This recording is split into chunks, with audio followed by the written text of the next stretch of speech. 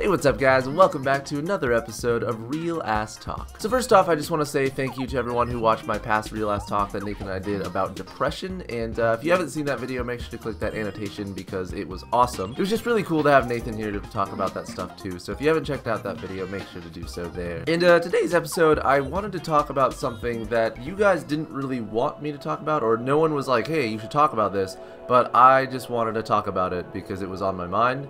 And that is the topic of flaws. And I think the reason that I want to talk about this topic in specific is that for like the last couple of months, I want to say, I've been dealing with a lot of like self-acceptance. Just kind of like being comfortable in my own skin and not being like self-conscious all the time and not being like, oh my god, my forehead is 15 miles long. You know, just realizing that I am a person and I am unique and that, you know, my flaws are what make me who I am.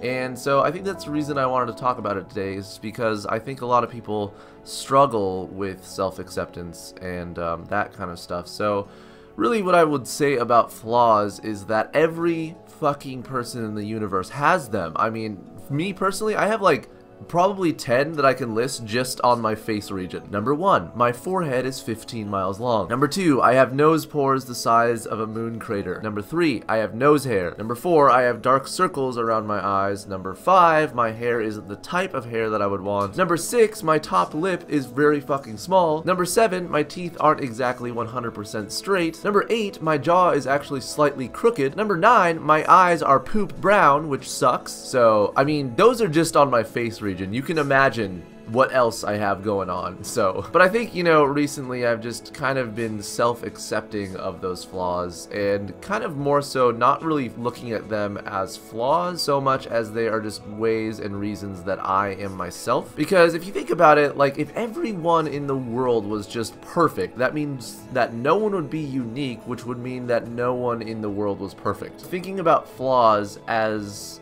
you know, they are imperfections, but imperfections are what makes us perfect as a person. Like I know that for one of mine that I didn't actually mention a second ago is that one of my teeth, just this tooth right here, is like receded up here. And so for a while I was like, oh my god, I should have taken care of my teeth when I was younger and I fucking suck now and oh my god, and I hope no one sees that. Now I kind of look at it and I'm like, you know what? I kind of look like Midna from Twilight Princess. So I kind of just own it now. Like it's just part of me, I guess, and it's something that just makes me interesting, I guess. So I think what I really wanted to say is like if you are ever feeling down about the fact that maybe you're slightly obese or maybe, you know, you think, oh my god, my arms are flabby, oh that sucks.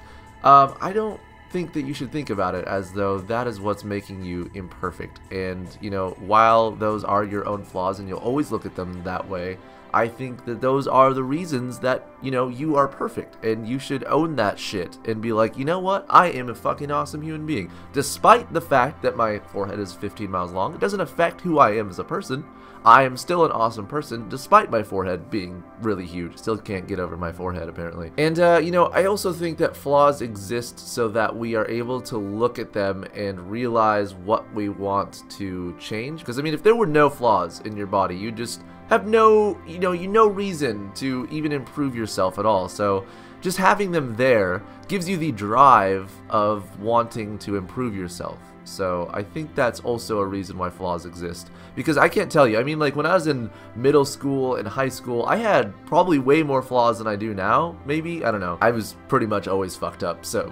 But I think back then, you know, like I looked at them and I was like, I'm gonna change that. And throughout the years, I just focused on changing one little thing at a time. And, you know, after so long, when you kind of change the flaws that you know you can change, whether it's like your weight or whatever it may be, you are happier with yourself too, because you've changed those flaws. But I always think that despite, you know, the flaws that you can't change or that maybe you can but it's just very, very difficult, you should never feel bad about the fact that you have them, because they are what makes you you, and you should just accept that shit. I think also one of the most difficult things about accepting your flaws is when other people point them out. That one is certainly, I think, the hardest thing to deal with, because, you know, you look at your flaws and sometimes you'll try to brush them off or accept them, and then you notice that someone else sees your flaws and you're like, someone knows, you know, like, I don't know, it's just so much more of a different scenario.